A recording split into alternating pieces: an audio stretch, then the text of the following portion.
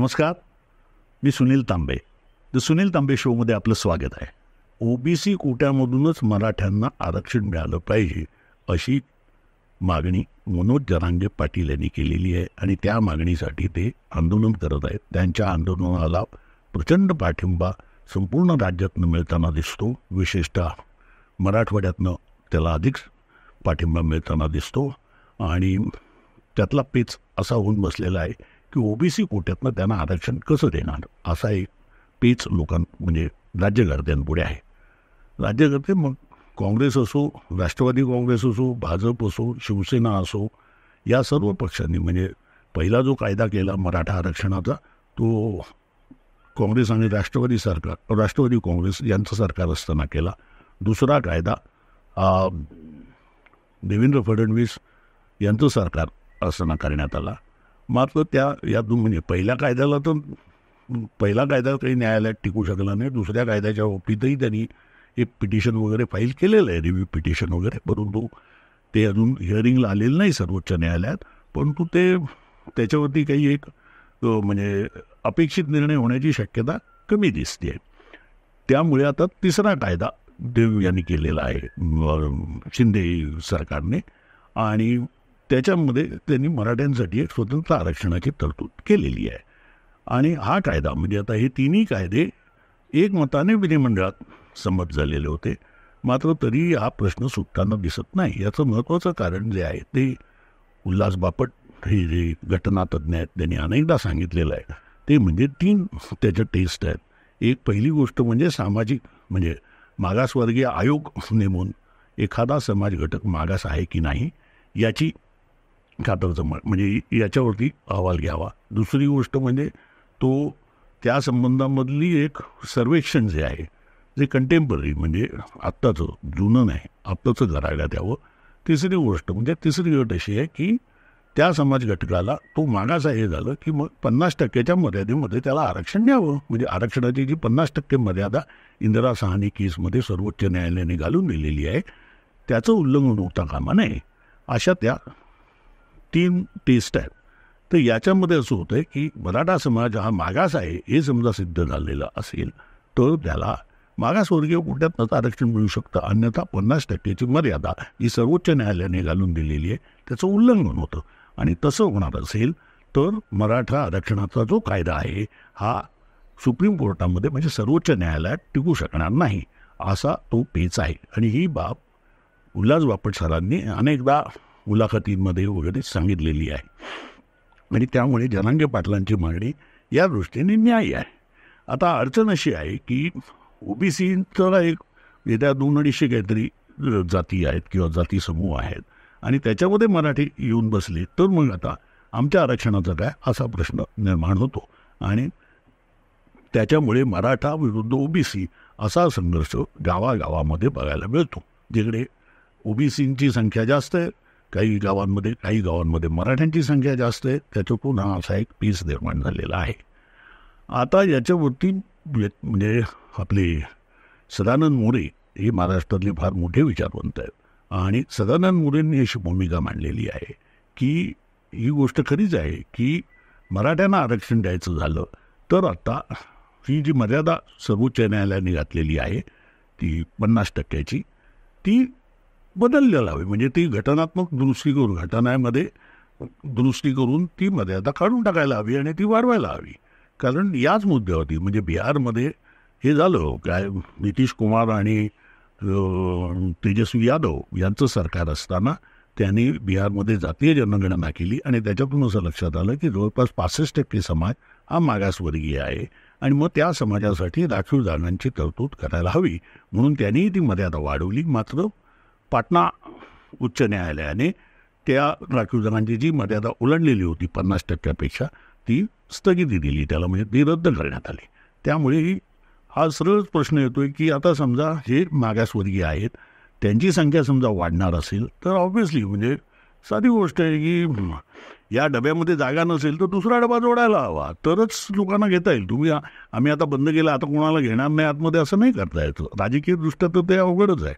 त्यामुळे सदानंद मोरे यांनी पण अशी मागणी केलेली आहे की ही जी 50% जी मर्यादा आहे राखीव जागांवरची ती काढून टाकण्यात यावी आणि त्याच्यासाठी घटना दुरुस्ती करण्यात यावी.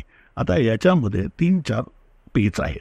एक पहिला पेच असा जो इंदिरा साहनी केसच्या वेळेला सुप्रीम कोर्टामध्ये म्हणजे सर्वोच्च न्यायालयामध्ये त्या निकालातही त्यांनी नमूद केलेलं होतं. ही 50% मर्यादा का घातली आहे, तेव्हा त्याच्यात तसं त्यांनी म्हणजे सर्वोच्च न्यायालयाने असं म्हटलं त्यावेळेला की घटना परिषदेमध्ये जेव्हा चर्चा होत होती तेव्हा डॉक्टर बाबासाहेब आंबेडकर यांनी असं म्हटलं की समतेचा हक्क हा हक्क आहे आणि आरक्षण ही सुविधा आहे आणि जे वर्षानुवर्ष दडपलेले पिचलेले असे जे वंचित घटक आहेत त्यांच्यासाठी हे आरक्षणाची सुविधा आहे. त्यांना म्हणजे ज्याला आपण म्हणतो विशेष संधीचं तत्व आहे. त्यामुळे त्यांनी असं म्हणजे खुद्द बाबासाहेब आंबेडकरांनी असं म्हटलं की 50% आरक्षणची मर्यादा असू नये असा दाखला सर्वोच्च न्यायालयाने आपल्या निकालपत्रात दिलेला आहे किंवा ती चर्चा झाली तेव्हा. आता हा आणि कारण त्याच्यामुळे कसं होतं की समतेचं जे तत्व आहे की कोणत्याही प्रकारे नोकरीमध्ये किंवा अन्य याच्यामध्ये नोकरीचा आत्ता जो प्रश्न आहे तो नोकरीचा आहे आणि त्याच्यामध्ये घटनेमध्ये अशी स्पष्ट तरतूद आहे की धर्म जात लिंग या प्रकारच्या या घटकांच्या आधारे कोणावरती अन्याय भेदभाव करता कामा नये नोकरी देताना असं स्पष्ट म्हटलेलं आहे. आणि त्याच्यामध्ये अर्थातच ही म्हटलेलं आहे की राष्ट्रीय जगांच्या बाबतीत ते अपवाद असायला हवा.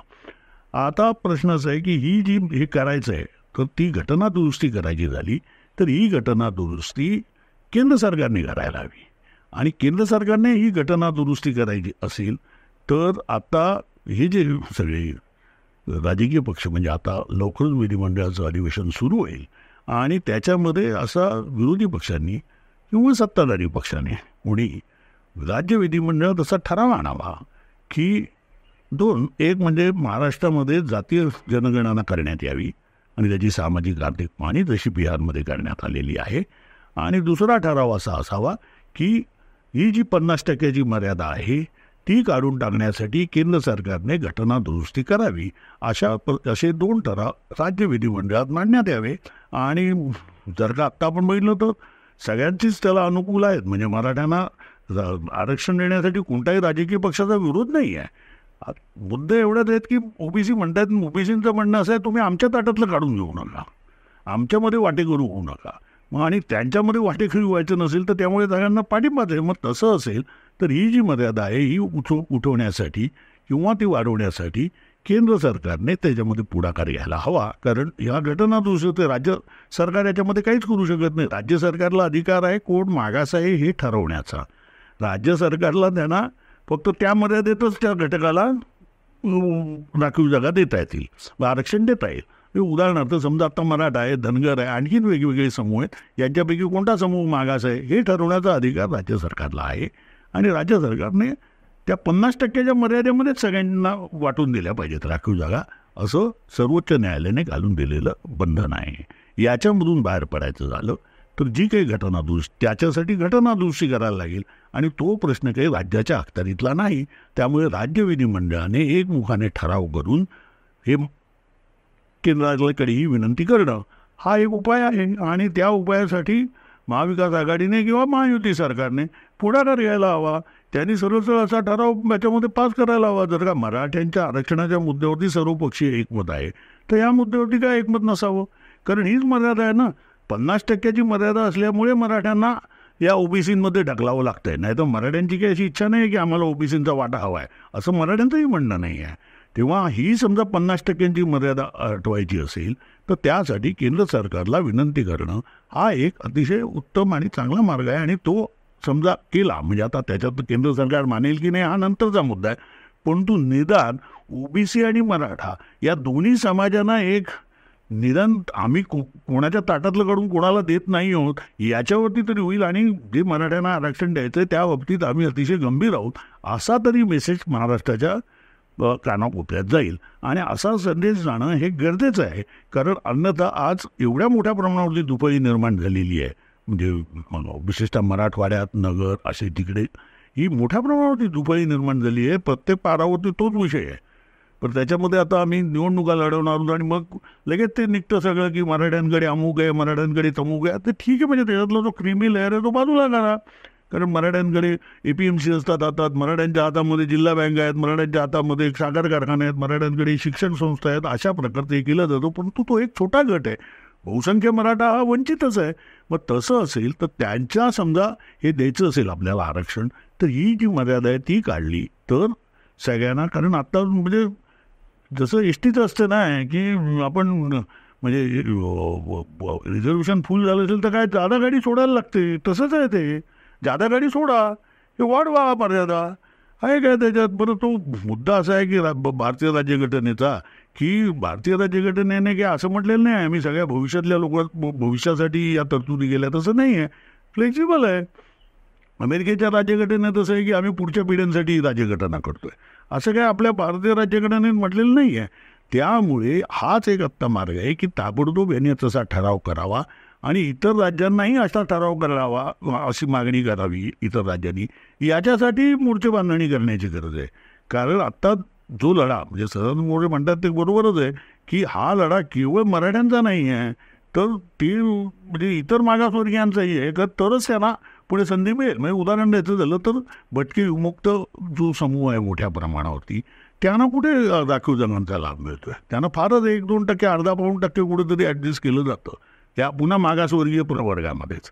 मग हे समजा आपण ती मर्यादाच वाढवली तर याही घटकांना न्याय देता येईल. ते तर क्रमाने ते वंचित आहेत, त्यांच्याकडे उत्पादन साधनच नाही आहे. मराठ्यांकडे म्हणजे बऱ्याचदा काहीतरी जमीन तरी आहे, एक मोठा एक ॲसेट तरी आहे.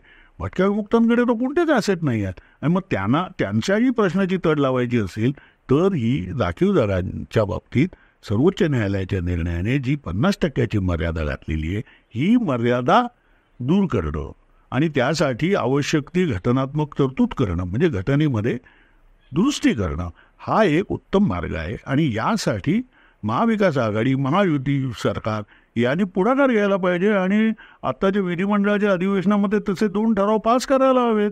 नाहीतरी जातीय जनगणना व्हायला पाहिजे हे सगळ्यांचंच म्हणणं आहे ना. काँग्रेसचंही म्हणणं आहे की 50%ची मर्यादा काढून टाकावी.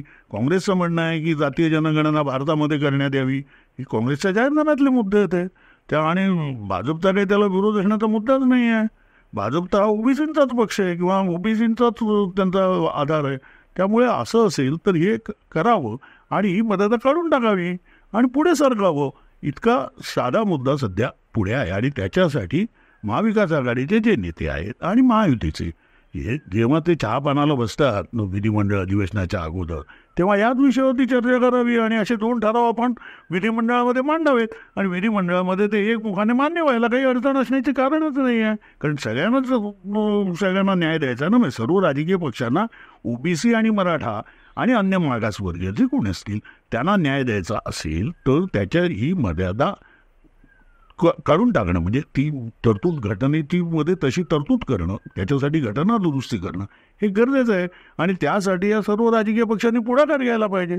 अन्यथा आपण एका ताटातलं काढून दुसऱ्याला द्यायचं वगैरे याच्यातनं आणखीनच संघर्ष पेटतील आणि त्यामुळे महाराष्ट्राच्या काही प्रमाणात म्हणजे एक सामाजिक चिरफाया उडण्याची परिस्थिती निर्माण झालेली आहे. त्यामुळे ताबडतोब यांनी सर्व राजकीय पक्षांनी एकत्र येऊन राज्य विधिमंडळामध्ये हा ठराव एकमताने 2 ठराव, एक जातीय जनगणना करण्यात यावी आणि त्याच्यामध्ये हे आर्थिक सामाजिक पाहणी करण्यात यावी. म्हणजे आपल्याला प्रत्येक जात कुठे कोणत्या आहे ते कळेल आणि त्यानुसार त्यांच्यासाठी कोणत्या योजना राबवायच्या ही लक्षात येऊ शकेल. याच्यासाठी अशा प्रकारची पाहणी करण्यात यावी. आणि दुसरं म्हणजे ही जी 50%ची मर्यादा घातलेली आहे सर्वोच्च न्यायालयाने ती उठवण्यासाठी एक आपण प्रयत्न करा, त्याची मागणी करण्यात यावी. असे 2 ठराव राज्य विधानसभेने एकमताने मंजूर करावेत. म्हणजे मग केंद्रावरती काहीतरी दबाव येईल किंवा केंद्र सरकार जागं होईल. कारण बिहारमध्ये पण हाच प्रश्न आहे, उद्या तो यूपीमध्ये पण हाच प्रश्न निर्माण होणार आहे, सगळीकडे सगळ्याच राज्यांमध्ये होणार आहे.